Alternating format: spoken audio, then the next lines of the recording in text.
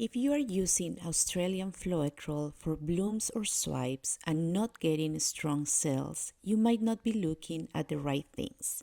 In this quick video, I'm sharing exactly what I look for when using Australian Floetrol for bloom and swipe techniques, how it should behave, what consistency works best, and how to recognize when it will create good cell activation.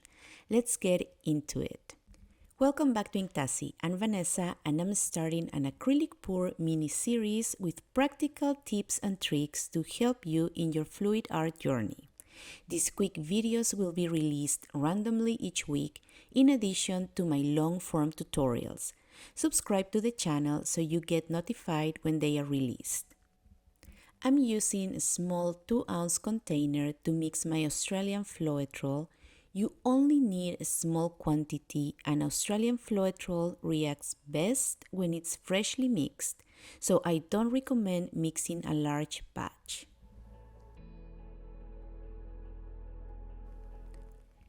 My ideal ratio is 3 teaspoons of Australian Floetrol to 1 teaspoon of paint.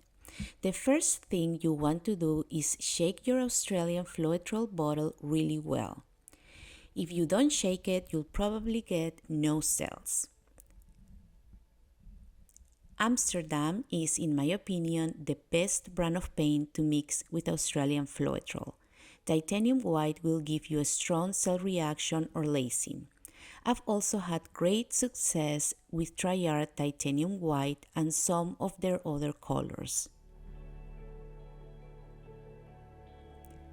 I recommend starting your mix with Australian Floetrol because the paint will slide right off your spoon and you won't waste any.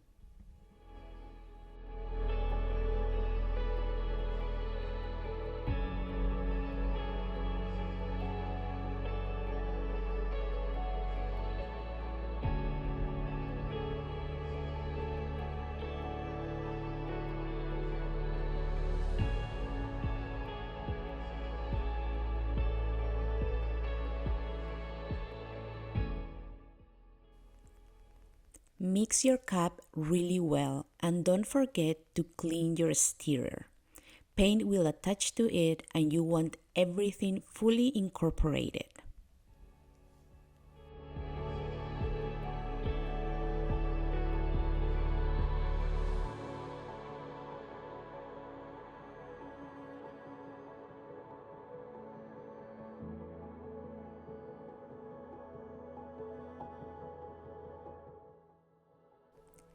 I'm always looking for a constant stream that leaves no trace in the cup. Your mix should spring at the end like a coil. There is a slight bounce at the end that tells you the mix is stretchy enough and ready to go. Can you use 4 teaspoons of Floetrol? Yes, of course. You'll get a thinner mix, but if you overstretch it, your cells might distort. What about 2 teaspoons? A thicker mix will give you fewer but bolder cells. It's all about the artist's preference.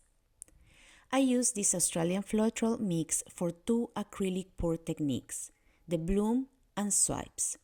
For the bloom, I put down house paint, then my colors, and finally my cell activator mix.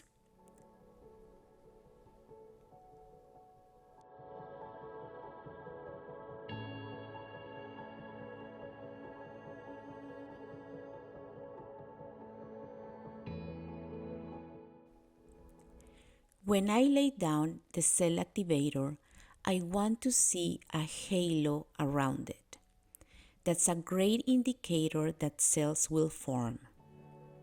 Blow out the cell activator and watch the reaction appear. If you want to watch my full tutorial on the bloom technique, I'll link it in the description box.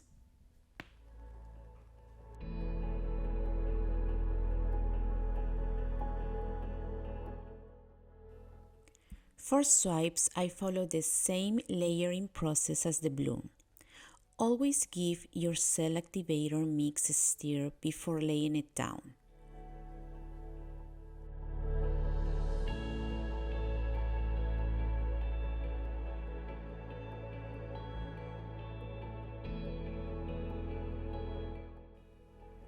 I put a thin coat of the mix on a palette knife and glided across the colors. My step-by-step swipe tutorial will also be in the description box.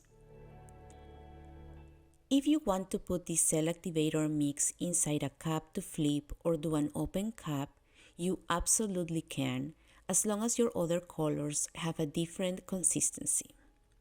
I hope you find this video useful. Let me know in the comments what other tips you'd like to see. Have a wonderful and blessed week. See you in the next one.